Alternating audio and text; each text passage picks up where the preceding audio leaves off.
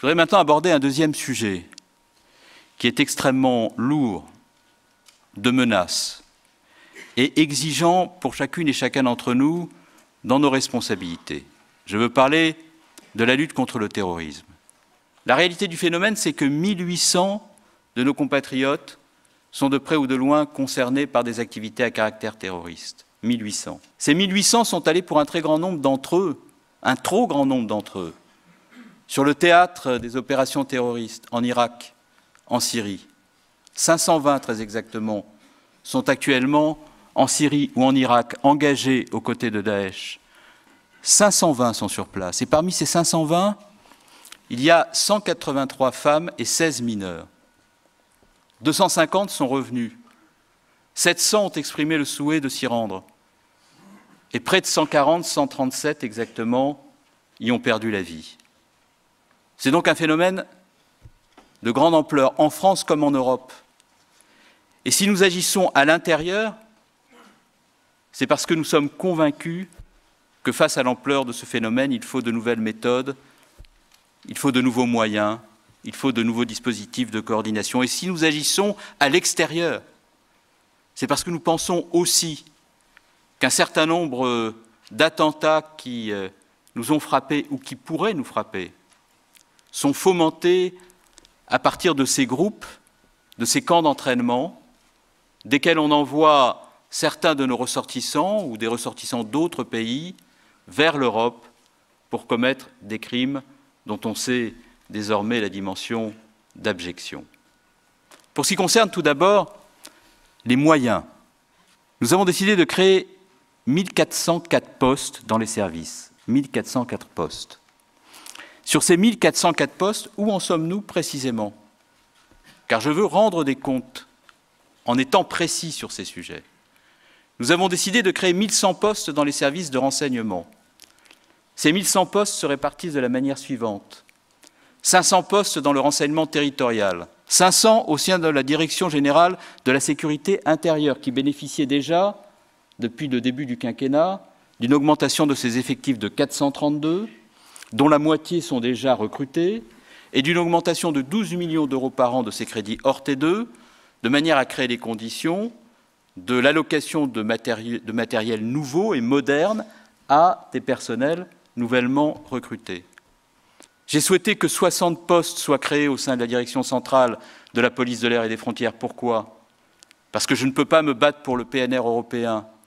Souhaiter que l'on inscrive systématiquement dans le fichier d'information Schengen tous ceux qui doivent l'être, de manière à ce que, au contrôle dans les aéroports, les fiches sonnent et que nous puissions améliorer la coopération entre les services de renseignement, sans que la police de l'air et des frontières ait des moyens supplémentaires. 50 postes supplémentaires au service de protection des personnalités, 5 postes au sein de la direction des libertés publiques, parce que je souhaite mettre en œuvre rapidement et efficacement les mesures de police administrative comprises dans les lois de lutte contre le terrorisme, et 33 postes au sein de la DSIC, parce que l'affaire du retour des 3 djihadistes de Turquie l'an dernier a montré que nos systèmes d'information, KEOPS et autres dispositifs, qui n'avaient pas fait l'objet d'investissements depuis plus de 15 ans, méritaient qu'on s'occupât de les moderniser.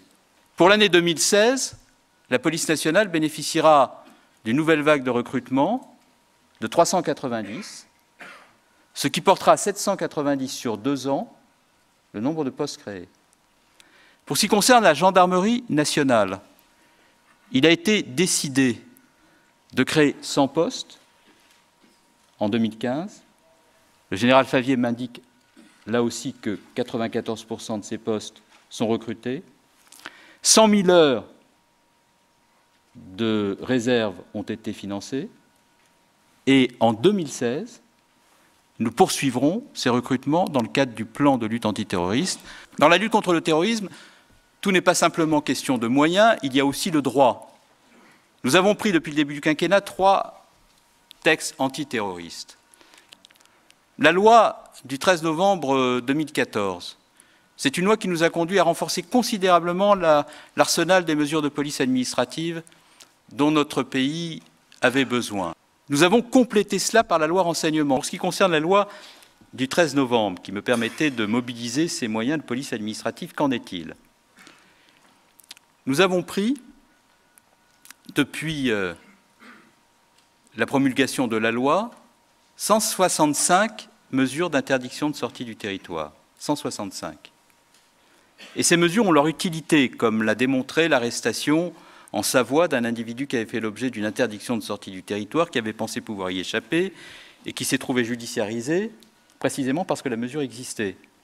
25 expulsions ont été décidées depuis le début de l'année, 25. Alors que beaucoup parlaient de déchéance de la nationalité, préconisant d'ailleurs qu'on adoptât une loi pour la rendre possible, ce qui n'était pas nécessaire puisque cela était déjà prévu dans le droit, j'ai décidé de 6 mesures de déchéance de la nationalité. Maintenant, ceux qui m'expliquaient qu'il fallait le faire et qu'il fallait prendre une loi pour ça, m'expliquent que c'est difficile à mettre en œuvre. Oui, c'est difficile, tout à fait. Mais si on se met dans la lutte contre le terrorisme à ne faire que des choses faciles, je redoute que nous ne fassions pas grand-chose.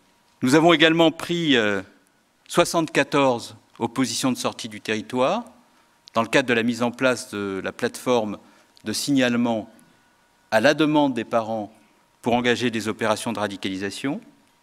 Nous avons procédé au blocage de 87 sites Internet appelant et provoquant au terrorisme. Et nous avons déréférencé 115 adresses Internet. Nous avons ouvert, au cours des derniers mois, 157 dossiers judiciaires. 157. Ces 157 dossiers judiciaires ouverts pour des motifs de lutte contre le terrorisme concernent près de 900 personnes. Près de 900 personnes. Sur ces 900 personnes, 250 personnes ont été mises en examen et près de 150, 147 très exactement, ont été incarcérées.